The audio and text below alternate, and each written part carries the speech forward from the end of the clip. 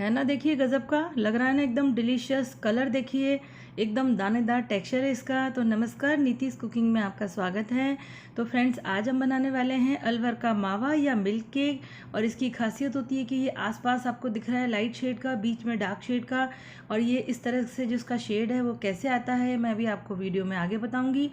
तो चलिए, ये देखिए आप, अभी मैं आपको इसको एक पीस तोड़ के दिखाती हूँ कि कितना सॉफ्ट और कितना बढ़िया बनता है। ये देखिए आप, ये देखिए, है ना, बहुत ही बढ़िया, एकदम शेड भी देखिए आप, इतना बढ़िया है और कितना सॉफ्ट है, ये मुंह में पानी आ जाएगा देखते ही।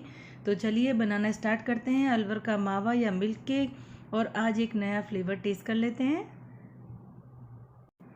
तो फ्रेंड्स, अलवर का मावा या मिल्क केक बनाने के लिए मैंने लिया है 3 लीटर दूध। दूध आप अपने हिसाब से कितना भी ले सकते हैं, जितना आप चाहेंगे।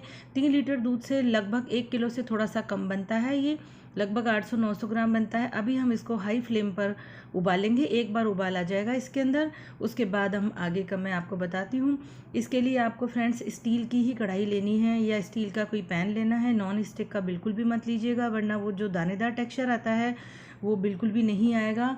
मैंने अभी जो ये बर्तन लिया है फ्रेंड्स, ये बड़ा बर्तन है, इसलिए इसमें 3 किलो आ गया है, पर ये हल्के तले का है, इसलिए मैं इसको बाद में चेंज करूँगी जब ये मिल्क जो है रिड्यूस हो जाएगा, क्वांटिटी कम रह जाएगी। तो ये देखिए, इसमें दूध में उबाल आ चुका है। अब मैं इसकी गैस आप अपने हिसाब से कम या ज़्यादा कर सकते हैं। अगर आपको इसको पकाने में क्योंकि बहुत टाइम लगता है, आप चाहें तो 2 बर्तन में भी इनको अलग अलग हाई फ्लेम पर उबाल सकते हैं, ताकि जल्दी कम हो जाएगा अगर आपको जल्दी बनाना है तो। और अगर आप किचन में कुछ काम वाम कर रहे हैं तो भी आप इसको बना सकते हैं, ताकि आप किचन में काम करते रहिए और साथ साथ ये उबलता रहेगा। हाई फ्लेम पर ही कोशिश करिए, लेकिन बस निगाह बना के रखिए, क्योंकि जो है ये दूध का पता नहीं चलता है, इधर निगाह चुकी और ये फटाक से उफन जाता है, इसलिए इस पर निगाह बना के रखना बहुत ज़रूरी है। तो ये देखिए उबाल आ रहा है, मैंने इसको हाई फ्लेम पर ही कर रही हूँ मैं, लेकिन लगातार चलाते रहिए, क्योंकि शुरू शुरू में दूध थोड़ा सा नीचे लगता है, तो उसके लिए नीचे से खुरचते हुए इसको आपको चलाना है।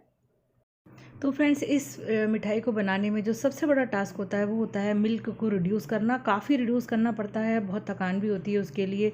आप चाहें तो घर वालों की इसके लिए हेल्प ले सकते हैं कि वो बीच बीच में आकर के इसको चला लें, ताकि बाद में तो क्योंकि आप ही को संभालना है। तो जब ये हाफ़ रह जाएगा तो फ्रेंड्स, तो उसके लिए हमें कुछ इंग्रेडिएंट इसमें ऐड करने हैं। तो वो इंग्रेडिएंट मैं आपको बता देती हूँ। ये 300 ग्राम मैंने शुगर ली है 3 लीटर दूध के लिए। शुगर आप अपने हिसाब से कम या ज़्यादा कर सकते हैं।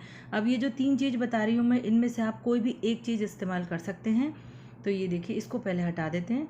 ये है वाइट विनेगर। अगर आप इससे दूध को मावा बनाना चाहते हैं तो 1/4 टेबल स्पून, नींबू लेंगे तो भी 1/4 टेबल स्पून, और फिटकरी लेंगे तो 2 चुटकी फिटकरी लेंगे। तो मैं फ्रेंड्स जो है फिटकरी लेने वाली हूँ, लेकिन मैं उससे पहले इसको चूरा बनाऊँगी, पाउडर में कन्वर्ट करूँगी। तो मैं इसी से ही ये दूध को मावा बनाऊँगी। आप इन तीनों में से कोई भी चीज़ इस्तेमाल कर सकते हैं। मिल्क केक बनाने के लिए फ्रेंड्स, मैंने ये केक टिन लिया है। इसमें आप कोई भी ले सकते हैं, इस तरह का कोई लंच बॉक्स हो, स्टील का ही लेना है, प्लास्टिक का नहीं लेना है, क्योंकि हम गरम गरम इसमें शिफ्ट करेंगे तो प्लास्टिक थोड़ा हार्मफुल हो जाता है। तो आप कोई सा भी इस तरह का ले सकते हैं, या स्टील की कोई आप भगोनी ले सकते हैं। ये देखिए, आप मैं बताती हूँ, ये तो स्टील का है टिफ़िन भी, ये कोई भगोनी है, भगोनी भी ले सकते हैं। इसको आप किसी प्लेट से कवर कर दीजिएगा बाद में, तो ये भी आप काम में ले सकते हैं जमाने के लिए मिल्क केक। ये देखिए, आप इस तरह की थाली या कोई बर्फ़ी जमाने की जो प्लेट होती है, जिसमें हम अक्सर मिठाई जमाते हैं, ये मत लीजिएगा, वरना जो लाइट और डार्क का जो कॉम्बिनेशन होता है वो बिल्कुल भी नहीं आएगा इसके अंदर। तो ये नहीं लेना है। मैं ये मिल्क केक बनाने के लिए ये टिन लूँगी एक, और इसको टिन को इस्तेमाल करने से पहले हम ऐसा करते हैं कि इसको आप जो भी बर्तन लें वो देखिएगा कि बहुत छोटा हो, फैला हुआ और बड़ा ना हो। तो ये देखिए, फिटकरी को मैंने पाउडर में कन्वर्ट कर लिया है, तो इसको हम एक साइड में रख देते हैं पहले। अब इस केक टिन को जो मैं इस्तेमाल करने वाली हूँ, या भगोनी या टिफ़िन जो भी इस्तेमाल करेंगे, उसमें हम घी लगा करके इसको थोड़ा सा बर्तन को चिकना कर लेंगे, ताकि मिल्क केक आसानी से बाहर आ जाए। तो ये देखिए, मैंने कर लिया है ये। तो ये अब इसके अलावा जो है फ्रेंड्स, ये दोनों तैयारियां हमारी पूरी हो चुकी हैं। 2 चम्मच हमें देसी घी और चाहिए, तो वो भी आप लेके रख लीजिए। सारी तैयारियां हम पहले ही कर लेंगे। अब एक हमें चाहिए टॉवल। आप इसकी जगह वूलन शॉल भी ले सकते हैं। अगर आप सर्दी में बना रहे हैं तो आप पतला वाला ब्लैंकेट भी ले सकते हैं। गर्मी इसके अंदर हमको बहुत देर तक बना के रखनी है। तो तैयारियां हो गई हैं, टिन हमने रख लिया है। तो अब दूध भी कम हो चुका है, तो मैं इसको मेरे भारी तले वाले पैन में शिफ्ट कर लेती हूँ। अब इसको मैं लगातार हाई फ्लेम पर कर सकती हूँ, तो उफने का भी नहीं। और ये थोड़ा सा, अब देखिए कलर भी इसका चेंज होने लगा है। तो अब हम इसमें डाल रहे हैं, ये हाफ़ क्वांटिटी हो गई है, तो मैंने 1 चुटकी फिटकरी डाला है। अब इसको थोड़ा सा मैं मिक्स करूँगी, उसके बाद वेट करके 5-7 मिनट फिर मैं दूसरा चुटकी डालूँगी। अगर आप एक साथ ही डाल देंगे तो ये दूध फट जाएगा, पानी और दूध अलग अलग हो जाएगा और ये पनीर बन जाएगा। ये देखिए अब 10-15 मिनट हो चुके हैं, ये दाने आना स्टार्ट हो चुके हैं।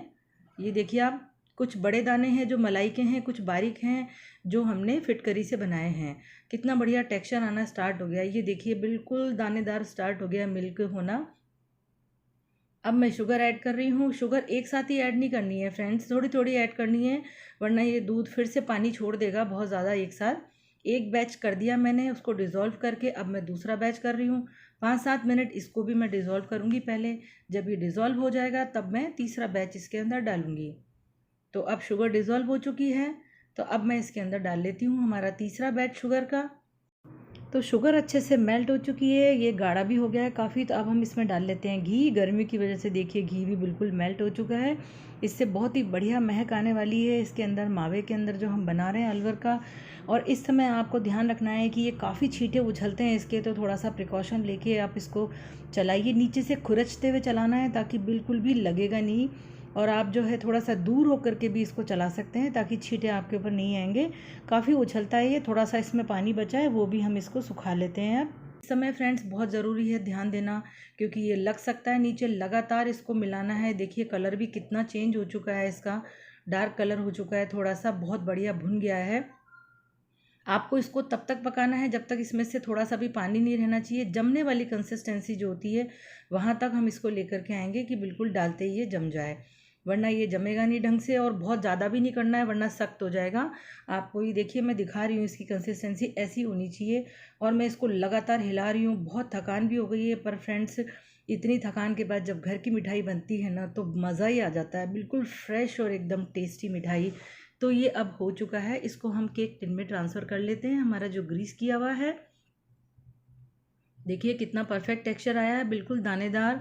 यहाँ पर आप फ्रेंड्स इसमें इलायची वगैरह भी मिला सकते हैं अगर आप चाहें तो, पर मुझे तो बिना इलायची के ही ये बनाना बहुत अच्छा लगता है खाना, क्योंकि इसका जो असली फ्लेवर होता है ना दूध वाला, तो उसमें इलायची मिक्स हो जाती है, तो मुझे पसंद नहीं है। आप मिला सकते हैं आप इसके अंदर खुशबू के लिए। तो ये देखिए अब ये पूरा अच्छे से हो चुका है। ऊपर से इक्वल कर दीजिए इसको, थोड़ा सा टैप कर दीजिए ताकि ये नीचे तक जाके एकदम सेट हो जाएगा अच्छे से। तो ये हो चुका है बिल्कुल अच्छे से। बहुत गर्म है ये केक टिन भी अभी हाल। तो अब मैं इसका ढक्कन लगा के इसको मैं टॉवल में रैप करके अच्छे से बिल्कुल, ये देखिए इस तरह से बिल्कुल अच्छे से लपेट दीजिए। इसमें गर्मी बनी रहनी चाहिए बहुत बढ़िया। अब इसको हम जो टॉवल जो हमारा है, इसको केक टिन को हम ऐसी जगह रखेंगे किसी वार्म प्लेस पर जहाँ ठंडी हवा ना लगे इसको और इसकी गर्मी बनी रहे। 24 घंटे के लिए हम इसको छोड़ देंगे। उससे पहले प्लीज़ प्लीज़ प्लीज़ आप बिल्कुल भी खोल के मत देखिए। तो फ्रेंड्स ये देखिए पिछले दिन मैंने बनाया था, 24 घंटे हो चुके हैं। तो अब मैं आपको इसको दिखा रही हूँ खोल के। इसमें गर्मी बनी हुई है, मौसम भी बहुत गर्म है। तो ये देखिए अब मैं इसको खोल लेती हूँ। ये देखिए कितना अच्छे से सेट हुआ है, बिल्कुल एकदम बहुत ही बढ़िया सेट हो गया है। तो अब हम इसको केक टिन में से बाहर निकालेंगे। उसके लिए आप चाकू की मदद से आप इसके किनारे जो हैं इसको छुड़ा लीजिए इस तरह से। ये देखिए चारों तरफ से इसको थोड़ा सा लूज़ कर लीजिए और उसके बाद हम इसको जो है हमारे बोर्ड पर इसको उल्टा करके, ये देखिए इस तरह से ज़ोर से और ऊपर से टैप कर दीजिए थोड़ा सा, तो ये जगह छोड़ देगा अंदर से। ये देखिए निकल चुका है बिल्कुल आराम से। और उसके बाद अब हम इसको काटेंगे पीसेस में।